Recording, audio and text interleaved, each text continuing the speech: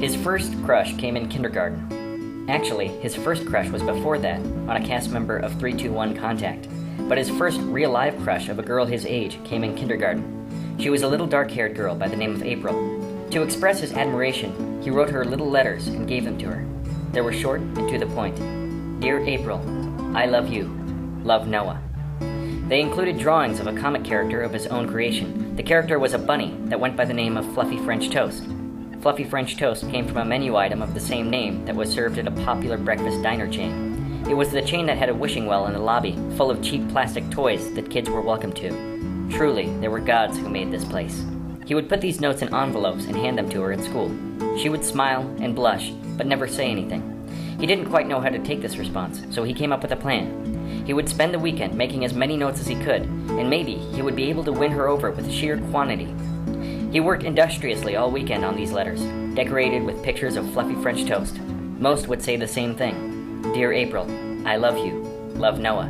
But once in a while he would throw in a daring, Dear April, I love you. Maybe you could come to my house and play.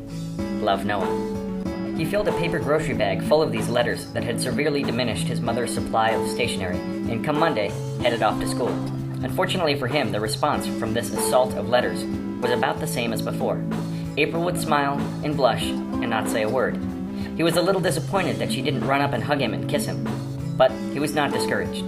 The iron was hot, and if he was going to make a move, he would have to make it soon. He just had to think something up on the fly by the end of the school day. By recess, he had come up with a plan. You see, the school resided on the north end of the city park. When the end of school came, children walked off together in the 4 cardinal directions.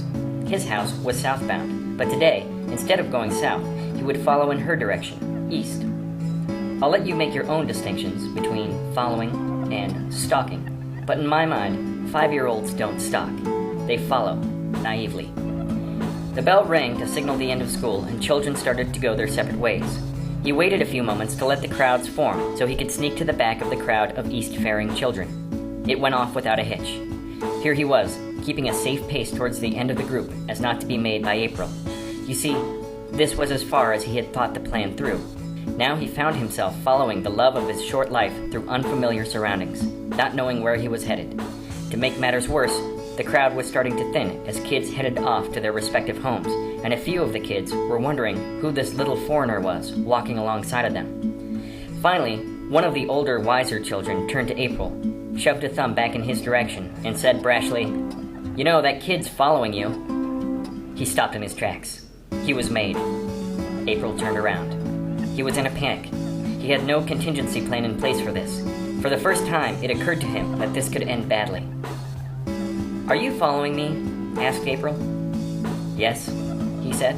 Do you want to come over to my house and play? Asked April. Yes, he said. This was beyond his expectations.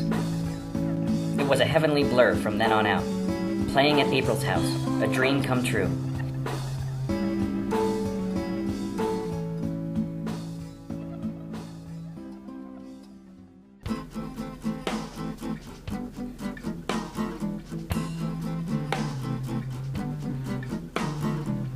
He was so excited that he forgot what they talked about on the way to her house, but talk they did. He was so excited he didn't mind playing with My Little Ponies and Strawberry Shortcake instead of Hot Wheels and G.I. Joes. He was so excited that he barely noticed the 5-minute intervals when play was interrupted by April's mom. They went like this. Do your parents know you're here? Uh-huh, he would say, and then resume playing. 5 minutes of blissful play, and then another. Are you sure your parents know you're here? Uh-huh, he would reply, and then back to play. A dream come true. More of a nightmare, though, for his parents on the other side of town. His parents most certainly did not know in God's name where he was. They called the school. The principal did not know where he was. Then they asked the teacher. Luckily, the teacher was hip to April's little suitor, so they suggested to check her house. After a few quick calls, the family dispatch sent out the nearest patrol, who turned out to be Uncle Jim, to go pick him up. When they brought him home, crisis averted, his family took on a more festive tone. His brothers and sister regaled him with a chorus of that song about sitting in trees, matrimony, and infants in carriages. His brothers and sister may not have known how deeply this embarrassed him. But he does credit this moment as the reason he didn't tell his family about any of his romantic transpirings for at least another 12 years.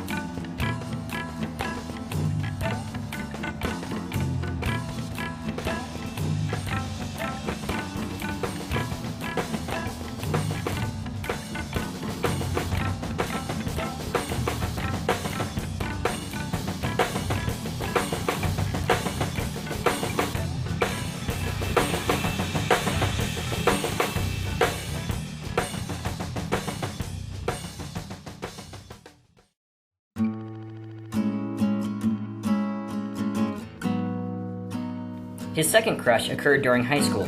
This was a crush in the true sense of the word. Insufferable, humiliating, and incredibly painful. A good crush feels exactly what it sounds like. Absolutely horrible. Her name was Libby, and she hung out with the skater crowd. This was back when skaters shopped at the Salvation Army for their oversized jeans. Back before they were custom made in a cartoon shape in colorful fabrics and sold at mall stores. Libby was short, with big doe eyes, and like April, had long dark hair. The second he saw her, he was floored. She was a goddess in his eyes, but a few moments later, he brought himself down to earth. She was way out of his league. Better to put her out of your mind for now, he thought. Just forget about it.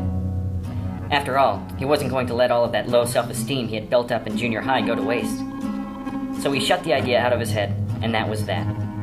The next year, he ended up in a class with her. The seats were set up in a horseshoe shape, like that of a thrust stage. Many days they sat on opposite sides of the class, so he was forced to look right in her direction. He was resolute, though. Why be smitten with something you could never have? Why try and attain the unattainable? While he was thinking this, she looked up at him to see him wearing a grimace. Damn, he thought, she's looking at me. Well, why even bother smiling? I'm a nothing to her. She may as well be a nothing to me. And he blankly stared at her before looking away. A few weeks later, however, something happened.